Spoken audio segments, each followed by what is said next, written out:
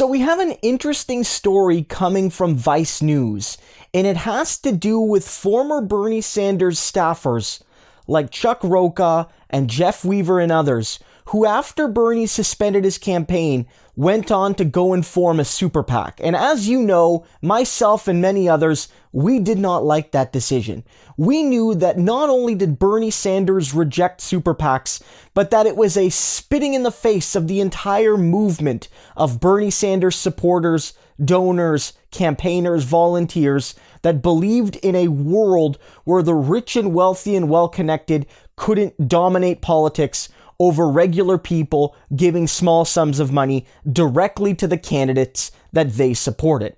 And it just so happens that Bernie himself was absolutely furious to hear that his supporters started a super PAC and tried to give it a name that nodded to a Bernie Sanders slogan. This is directly from the Vice story. They say, when a bunch of Bernie staffers formed a super PAC name-checking his old slogan, "A Future to Believe In," he was none too pleased given his well-known hatred of groups that skirt campaign finance limits. So, they changed the name.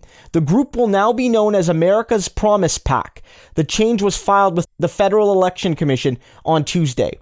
Quote, "We want it to be as clear as possible that there is no association between the PAC and the senator," Super PAC head and Sanders advisor Jeff Weaver told Vice News.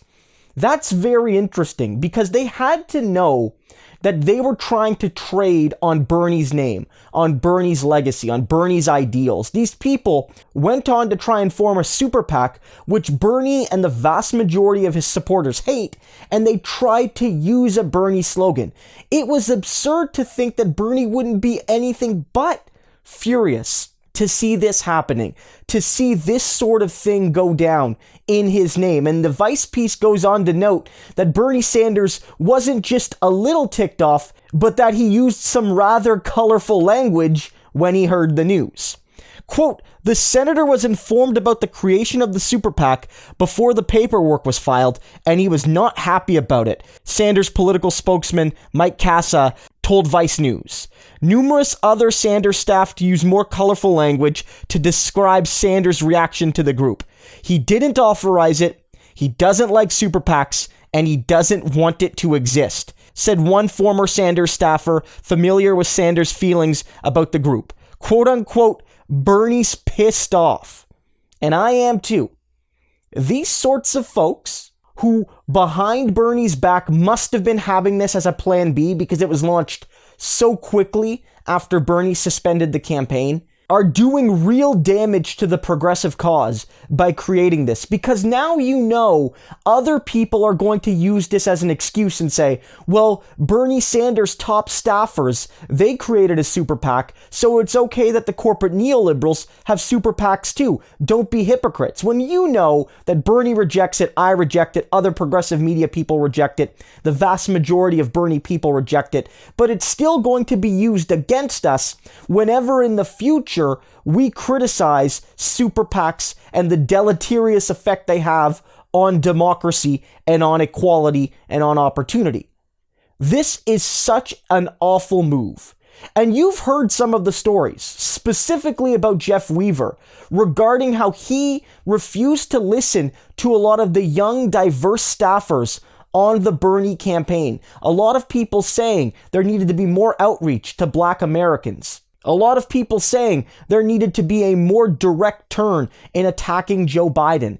And I really do feel a lot of these chief Bernie staffers made a series of errors. And of course, at the end of the day, no one's perfect. Bernie didn't run a perfect campaign.